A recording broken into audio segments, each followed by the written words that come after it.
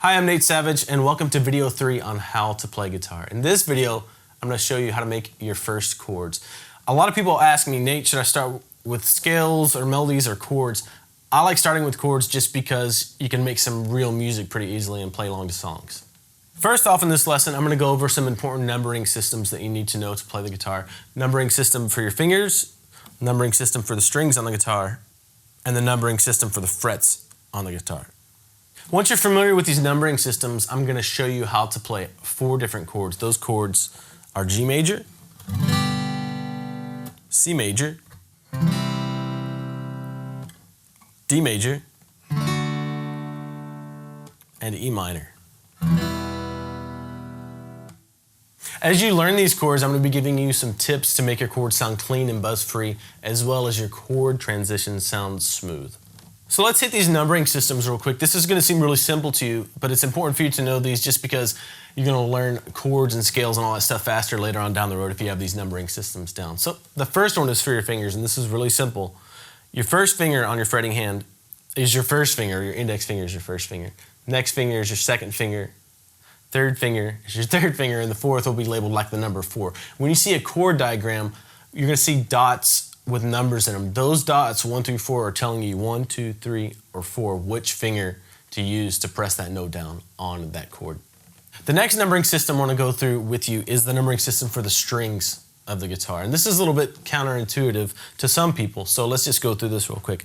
The first string is going to be your thinnest string. A lot of people think the lowest or the thickest string is the first string, but that's not the case. So this is your first string, second, third, fourth, fifth, sixth. Just remember your highest string or your thinnest string is your first string, and your thickest string is your sixth string.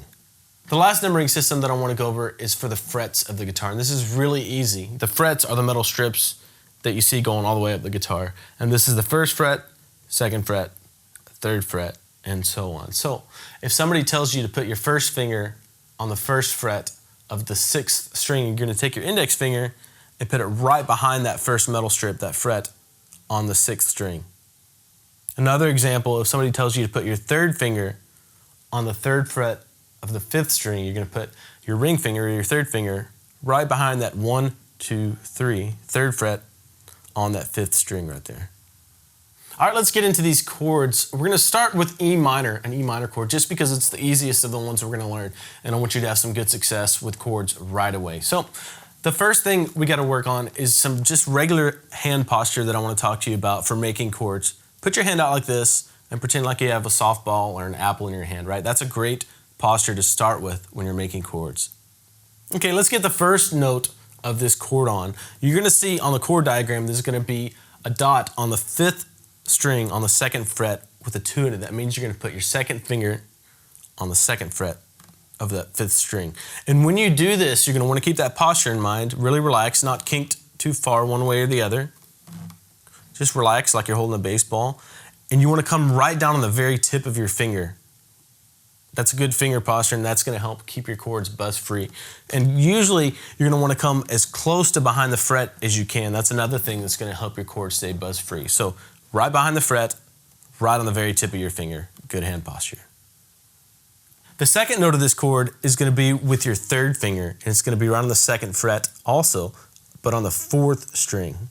Right down on the very tip of your finger and right behind the fret. When you make this like this, it kind of shoves your 2nd finger back, but you want to keep both of them as close to the fret as possible. So make sure to have all those things in mind. Right down on your very tips of your fingers, right behind the frets as close as you can get. Good hand posture. And for this E minor chord, you can strum all 6 strings. Give it a try.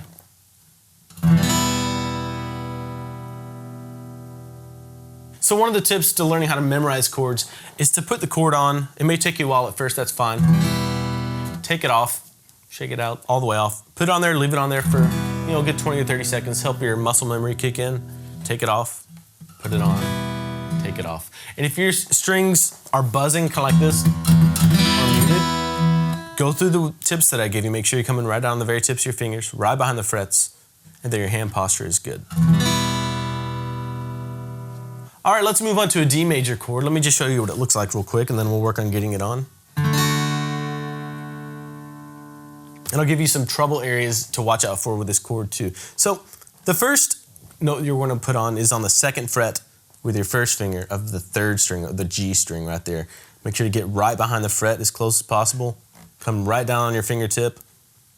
Second note you're going to want to put is your second finger on the second fret of the high E string. Again, right behind the fret, right on the very tip of your finger.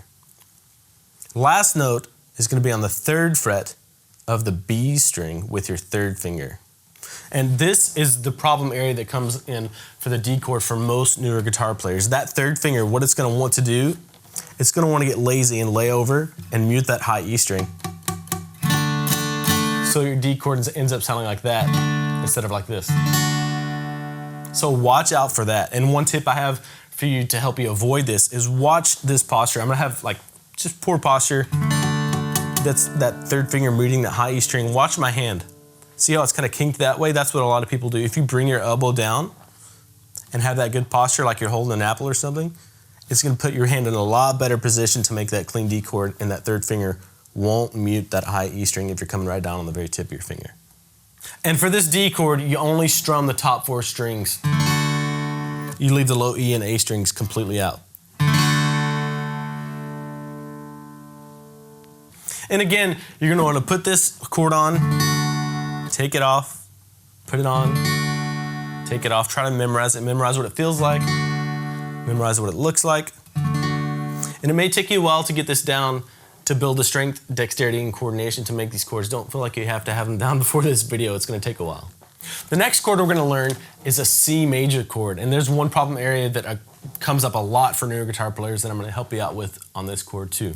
So put your first finger on the first fret of the B string, right behind the fret, finger up nice and tall.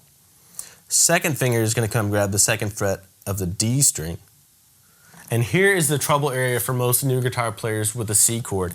This isn't too bad right here. When you have to reach your third finger out to the third fret of the fifth string, right behind the fret, a lot of people just have trouble getting it there. And again, this is kind of the same problem that you have with the D chord. Look at my hand, how it's kind of kinked over that way and my elbow's out. If you bring your arm down and your elbow in, you can come right down on that third fret of that fifth string with your third finger. And on this chord, don't strum the low E string, just strum the top 5 strings. So make sure you're coming right down on the tip of your finger with your third finger, otherwise it's going to lay over and mute that neighboring string and it won't sound right. So make sure you have that good posture we talked about. Another tip that I want to give you to help you learn this C chord really well is to put, build it just like we did, first, second, then third finger. But you can also do the opposite. You can start with your third finger so you can get that hard to reach third finger in shape, then put your second finger down and then build that chord backwards, then your first finger. So both ways, but eventually you'll want to get to where you can go just right to it all together at once. The last chord we're going to learn is a G major chord, and I have 2 different fingerings for this one for you. You can choose whichever one works best for you. The one I like to use starts off with your pinky on the third fret of the high E string. Your middle finger or second finger is going to be on the second fret of the A string or fifth string. And then your third finger right here is going to reach out and grab the third fret of the low E string. And that is a problem area for people too, because they have to stretch that finger to get it all the way over there. Make sure you have good posture. Bring your elbow in to where your wrist is more or less straight, not kink too far one way or the other. Come right down on your fingertips so you don't mute the neighboring strings. And then you can strum all 6 strings for this chord. Again, take it off, put it on, take it off, put it on over and over again until your muscle memory starts to kick in over days or weeks, or however long it takes you to get this chord down. The second fingering for this G major chord that I want to show you, these are the exact same notes, but instead of your second, third, and fourth fingers, you're going to use your first, second, and third finger. So your third finger is going to go on the third fret of the high E, right behind the fret, good finger posture. First finger is going to grab the second fret of the A string or the fifth string, and then your middle finger is going to grab the third fret of the low E string. Again, you can strum all 6 strings for this. I would really recommend using your second, third, and fourth fingers just because switching from a G to a C is a really common chord change that you're going to be doing a lot as a guitar player. And that's just a little bit easier of a change to kind of squeeze in when you're going from a G to a C real fast like that.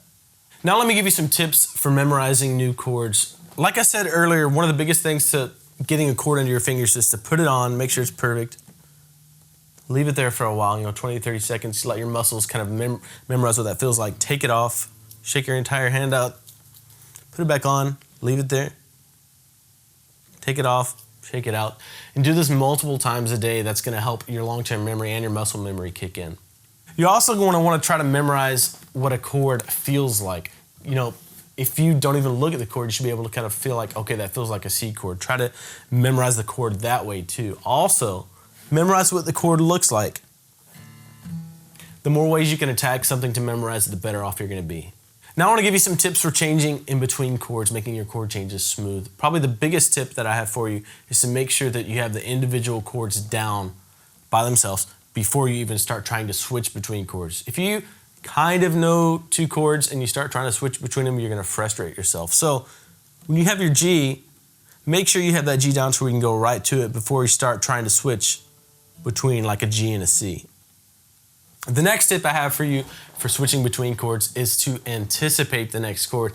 And by that, I don't mean you want to rush to the next chord, but you want to be aware of what chord is coming up. If you're playing a G and you know a C is coming up, be thinking about that. Think about the way that chord feels, think about the way it looks, and be ready to go right to it.